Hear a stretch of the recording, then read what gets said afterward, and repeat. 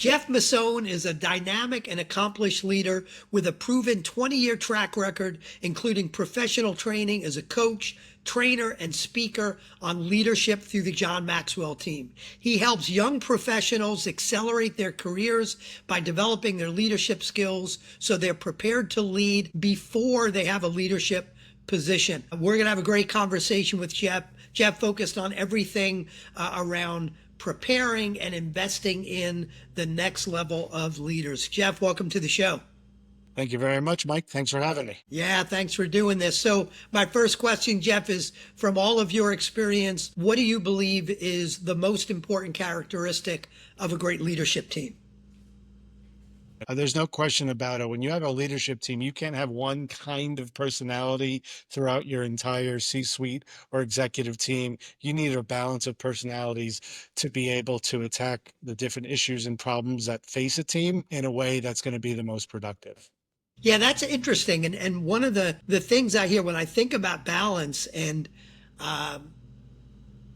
we talk a lot, and I'm sure you talk to your young professionals about this as well. With my clients, we talk about building a certain culture, and we talk about a set of core values. And I think there's an interesting balance between and interesting you're thinking on this, where we need folks to live a set of core values, non-negotiable behaviors. That's the anchor of our culture, becomes our personality of an organization.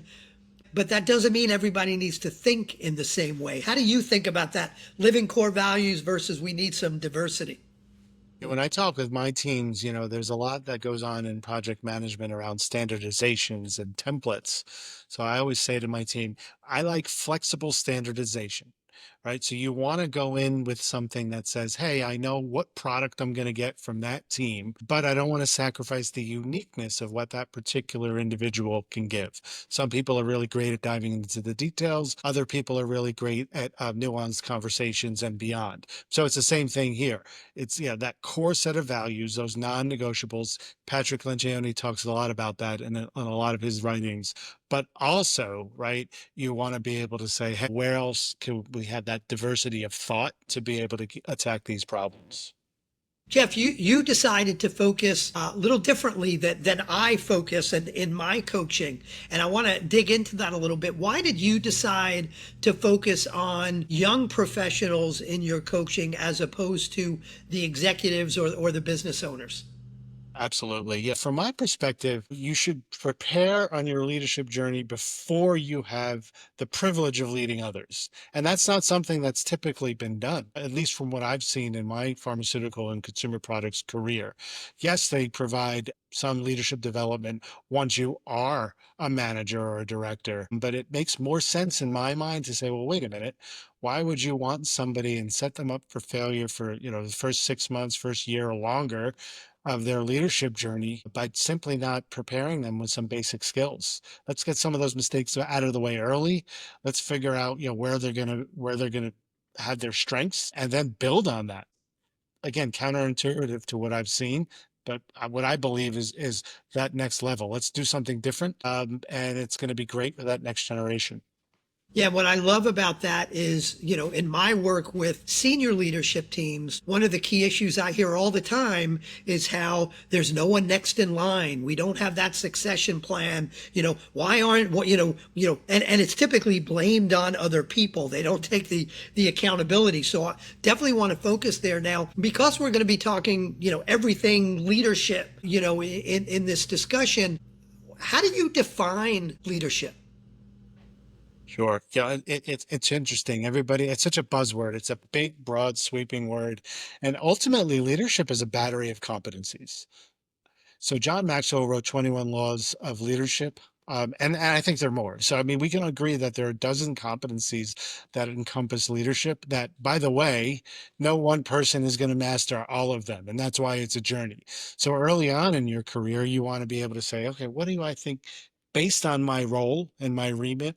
What should I be focusing on? And maybe that's communication. It's probably not vision setting, right? You're not going to be vision setting as a manager necessarily, or a senior manager, et cetera. But there are some core things you want to be able to do, like communication, like integrity. right? So, doing what you say you're going to do. Again, those are just a couple things off the top of my head. But the idea is you don't want to boil the ocean. Your career is a marathon and not a sprint.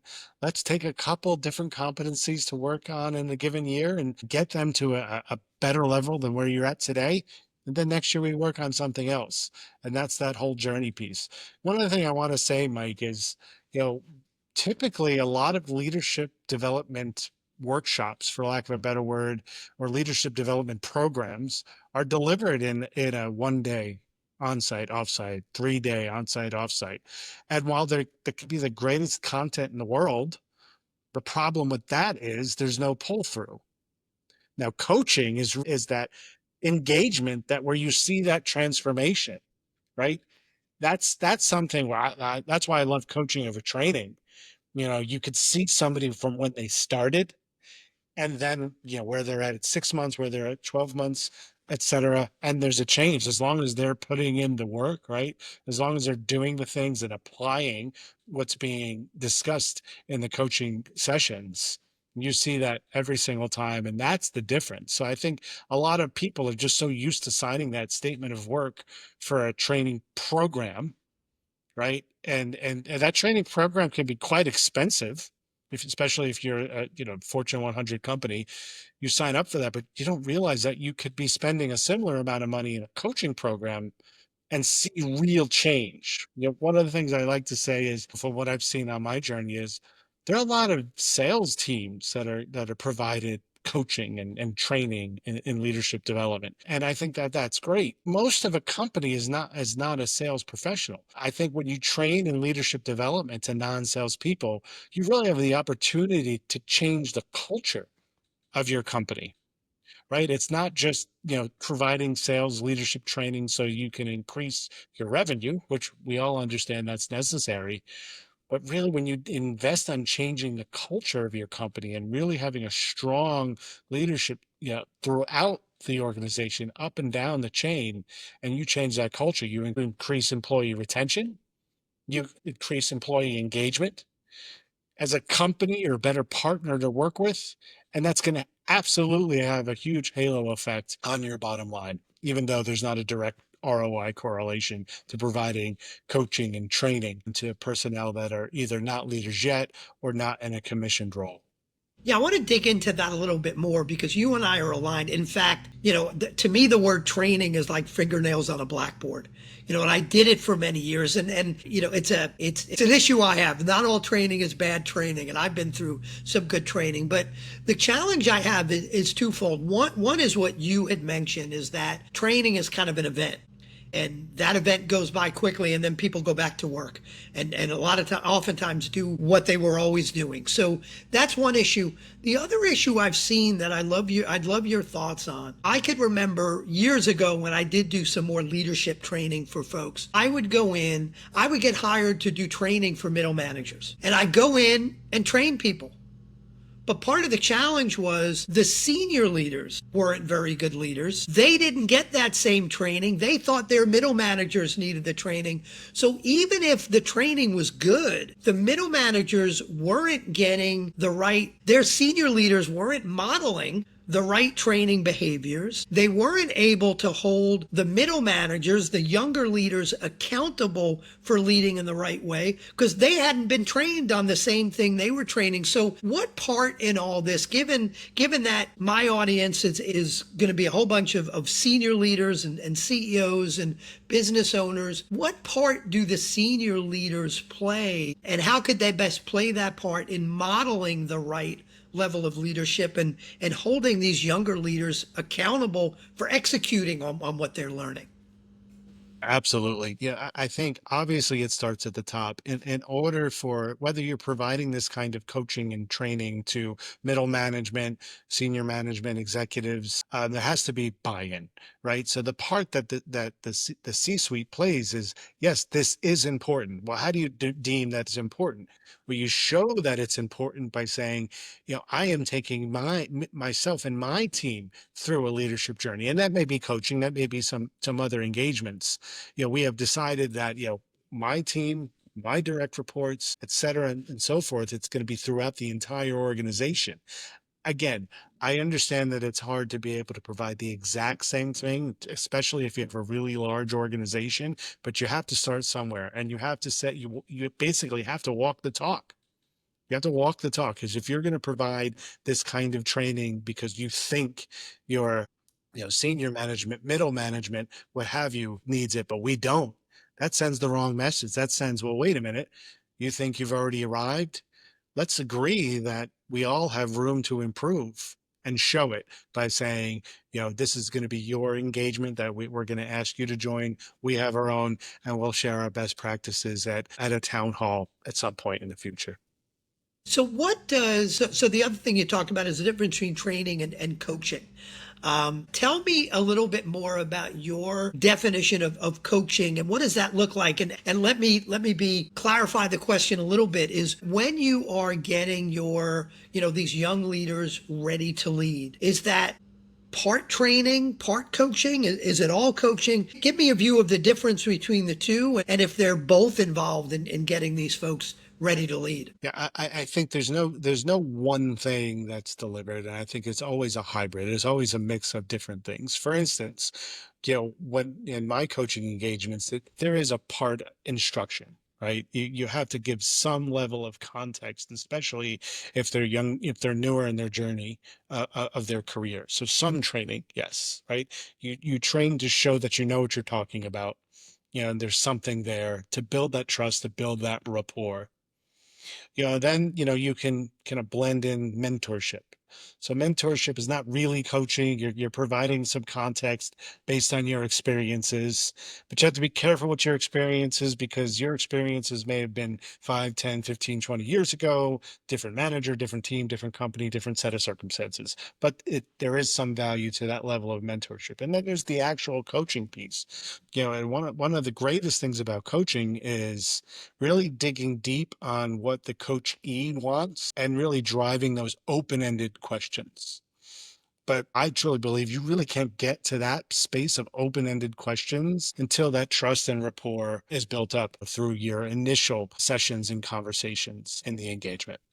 So Jeff, if I'm a leader of a mid-market organization and I've got 6 people reporting to me and they're they're not leading anyone yet, but I want to I want to make sure I've got that succession plan in order for me to grow. I want to have people underneath me that are growing. Hey, I've got 5 people reporting to me or 6 people. Do I get them all coaching on leadership? Do I mentor them all on leadership? Or am I looking for the high potential folks and saying, hey, these 2 folks I think have the potential. I'm going to work with them or I'm going to hire a coach to work with them. How should I be thinking about it? Is it everybody or is it somehow I pick the high potential folks?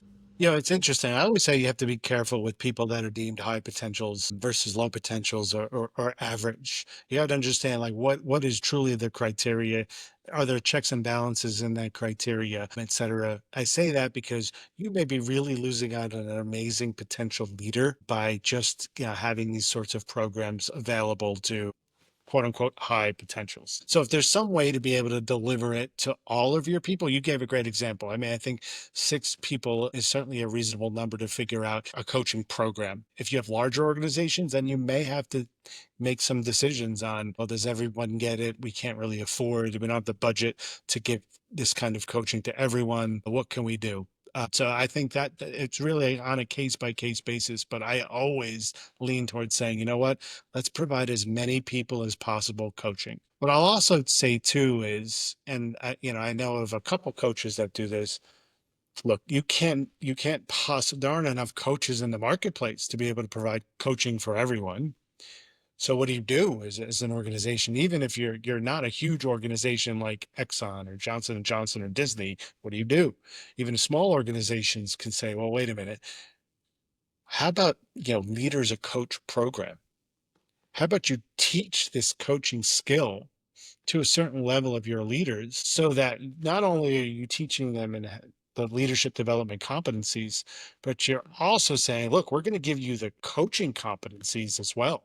And there are people that do that specifically. So then you get bang for buck, right? And then throughout your organization, you now have managers that are coaches, right? And as long as they're living, again, that leadership DNA in your company, right? And they walk the talk, there's somebody that others will listen to, then you can actually provide that coaching, through your organization without, again, having to continually pay for coaching. So there's some things out there that, what your listeners are listening to right now, look into that.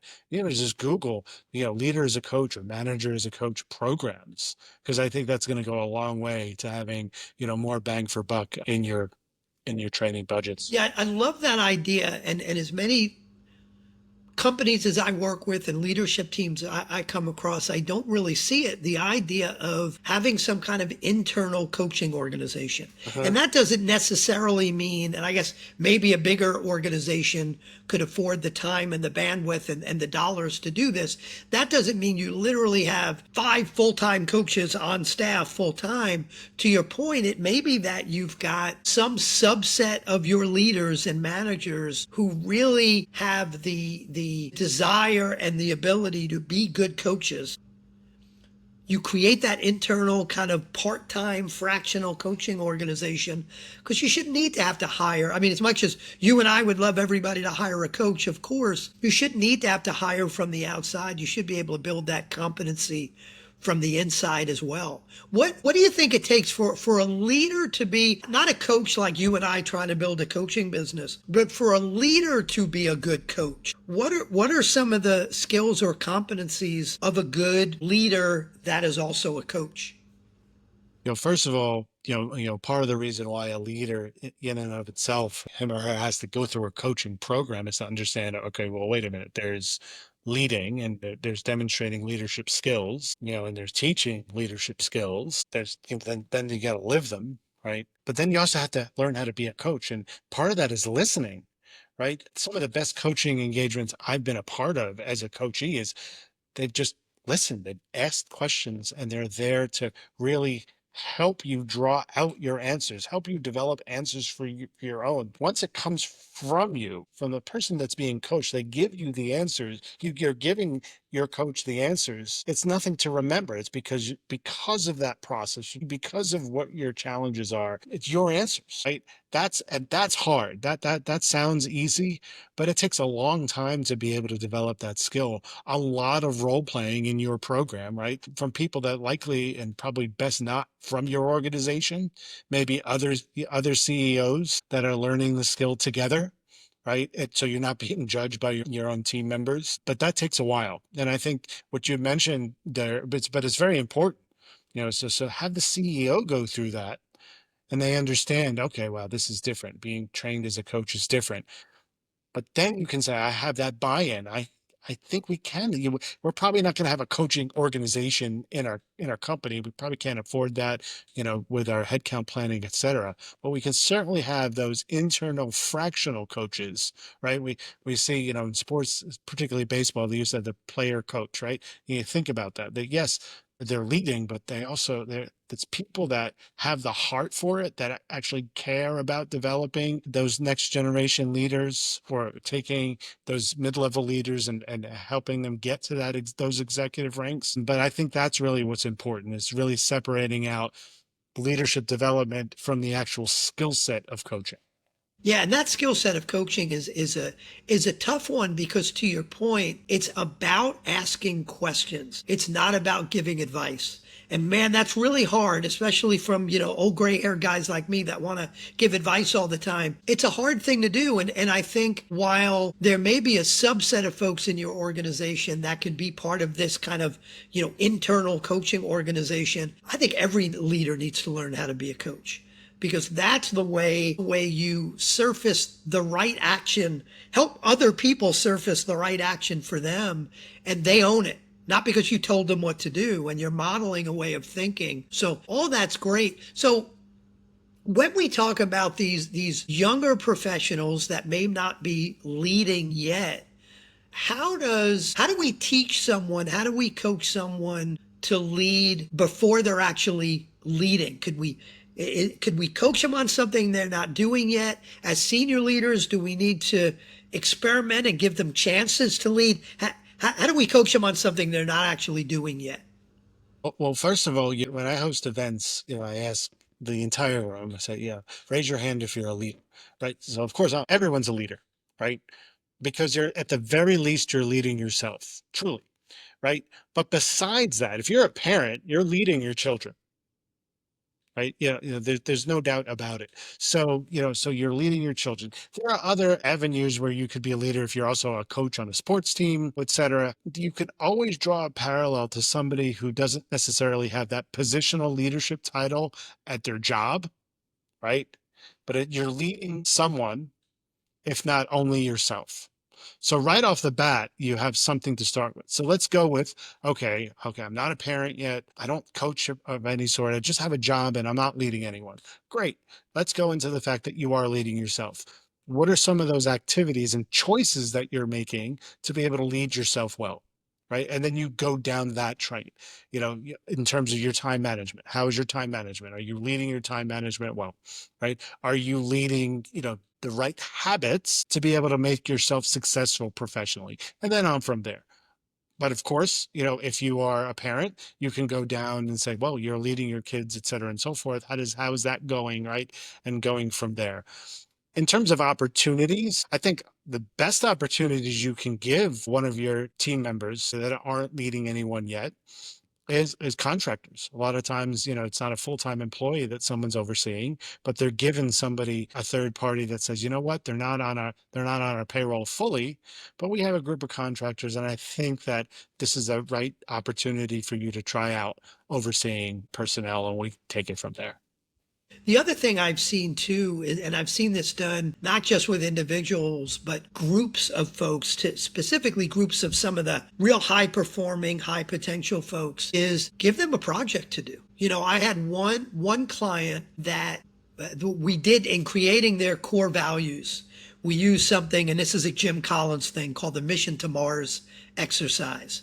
So, and it was defining who are their best people that had the best characteristics uh, uh, that really got to the heart of what made them great from an organization and from a culture standpoint. And they took a lot of these high performing, high potential folks. They created something called the Mars Team. And the Mars Team would get together once a week. And their job was to make sure that the core values of the company were alive and well in the organization. And they had not carte blanche. There was some things at certain levels they had to get approved. But this group, and it was about 6 or 7 people on this little team, this group had the ability to just go and get stuff done. And it was a great chance to see who kind of rose to the top, and a great chance, not only to see who rose to the top, but a great chance for all these folks to learn how to solve some problems the organization was going through and really start leading.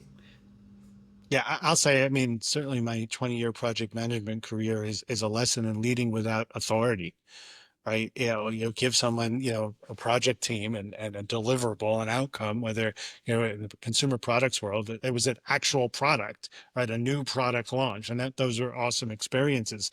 But I think that's really a great way. I love that example of, giving people, if they're not project managers, just give them a project that they can lead and see what they can do. I think, I want to get out as the true north of a good leader is if someone will listen to you even when they don't have to, right? And we can all really take a step back and say, well, wait a minute.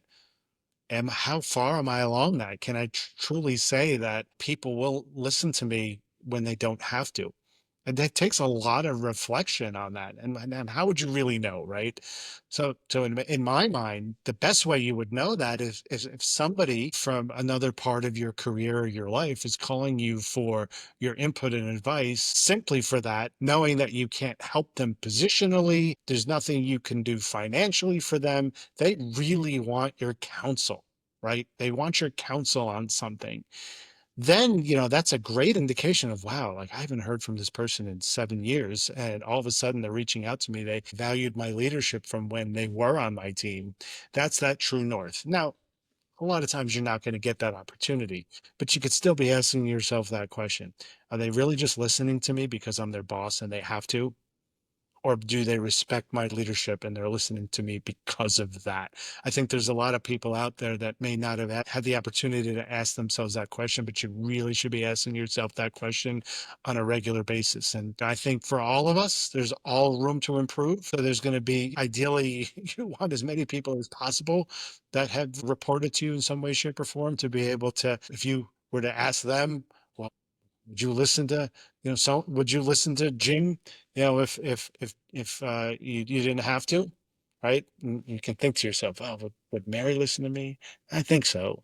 What about Joe? I don't think so. Okay, well, then, okay, what happened in your interactions with Joe? Like what was there that you think would stop Joe from reaching out to you? Again, this is that kind of that self-reflection time that I think is great in commutes, right? One of the things I think coaching does really, really, really well is teach people how to think. And unfortunately, right now we live in a society where there's so many distractions to actual thinking. But when I get started on a coaching engagement with a client, I say, so do me a favor. Let's start on this journey, right?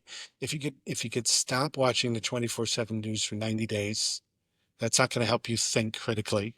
Right? It's not going to help you focus on, what's in front of you in terms of your challenges at work, your challenges personally, right? So just stop doing that, right? Because it's distracting. And then I go one step further, can you maybe do a social media diet for that same amount of time? Because again, that's distracting. That's not helping you think. You got to create space in your day-to-day life where you just have thinking time, right? There's no better time to do that, especially now that there's the return to work. You're driving places. Turn the music off. I listen to amusing sports radio. Turn that off too. Just think, right? And you can use that time to have that reflection. How So am I Jeff, doing in this season? Jeff, when you think about the biggest challenges that these young professionals have, and you make me think about this because I know distraction is one of them, and that's what you're hitting on. But when you think about these folks that you've worked with over the years, and I'm sure there's not one size fits all, everybody's different, but what's that one big obstacle? When you think of a young professional building leadership skills, what's that one biggest obstacle they've got to get over that seems to be the biggest challenge for many of them? Well, I think it's that transition from school to work. Right? When you're in school, you're literally promoted every year, right? And perhaps you're in, you come straight from a graduate degree. So so you done not only had 12 years of school, you had 16 and maybe 18.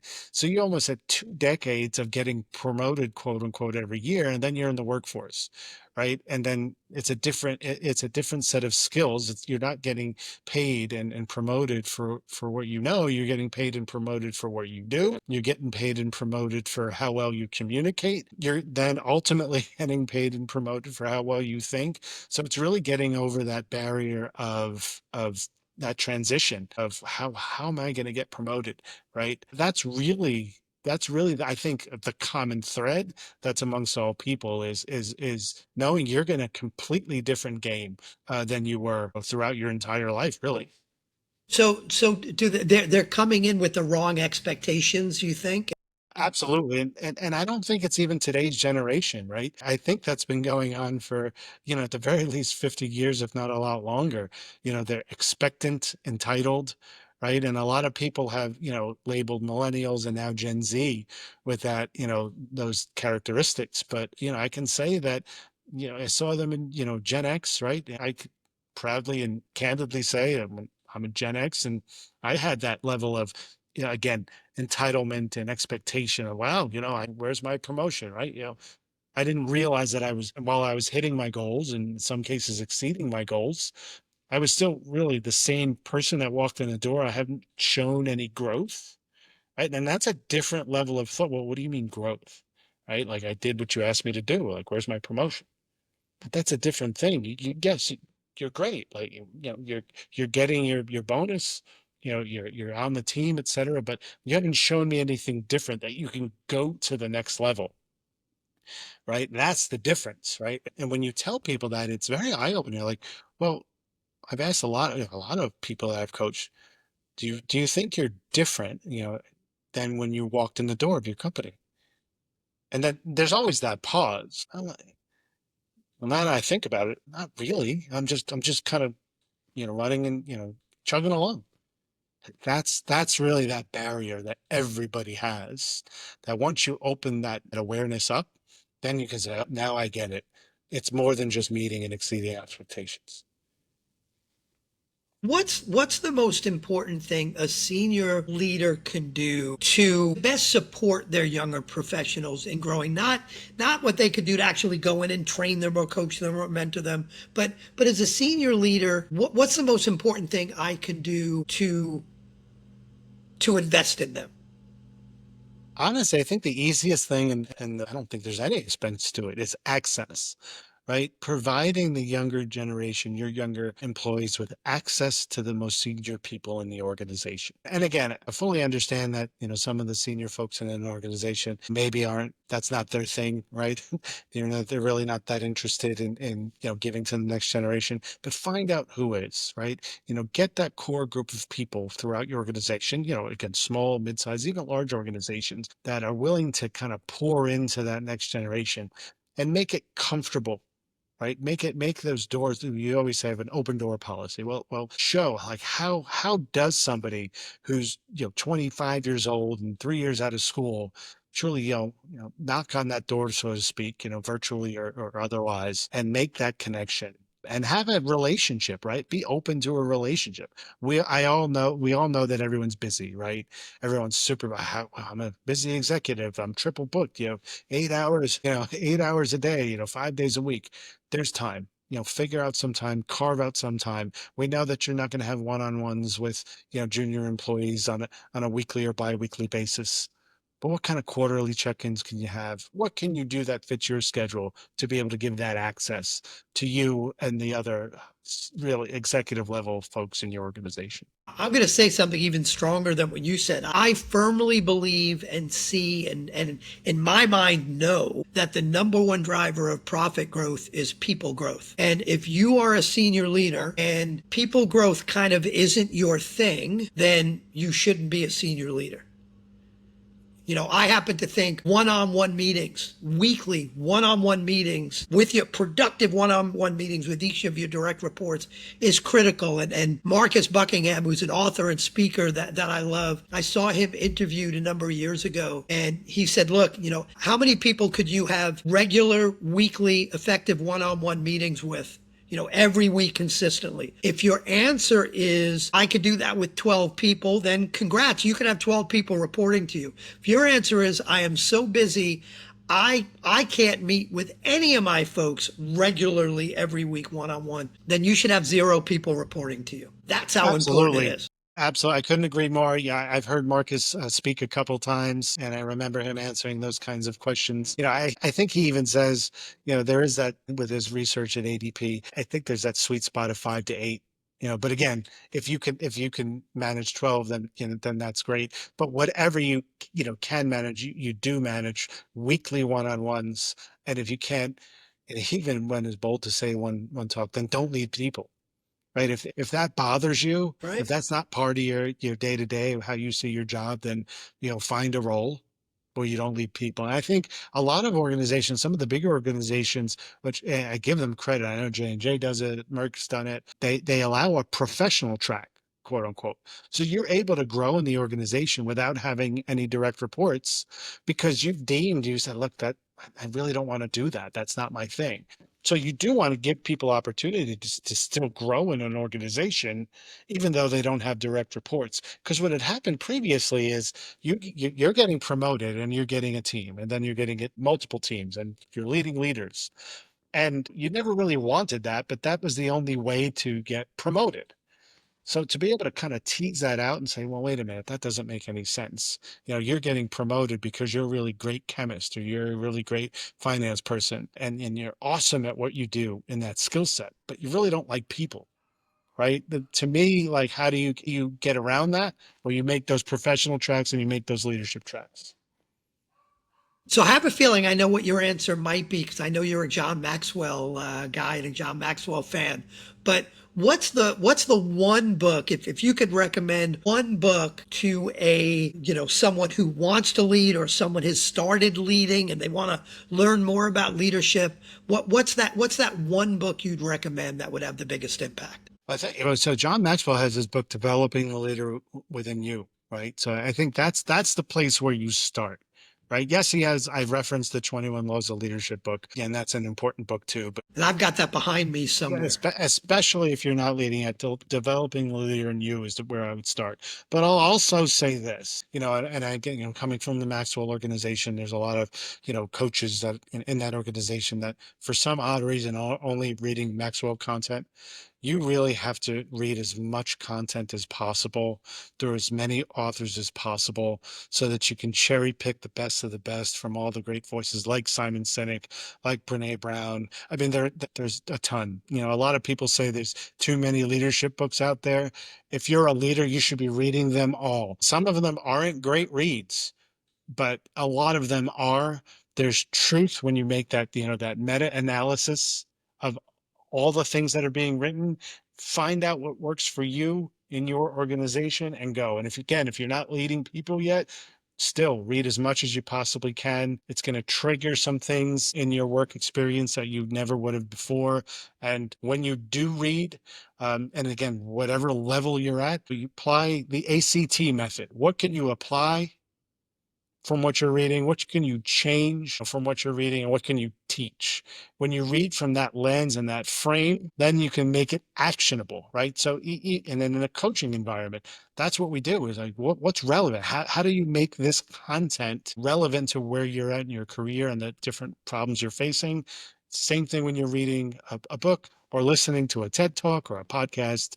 Again, what can you apply? What can you change? And what can you teach? But please, everyone out there, and I know a lot of your audience is senior, but those that may not be, senior, and you just kind of happened upon this, read as many different leadership authors as you can.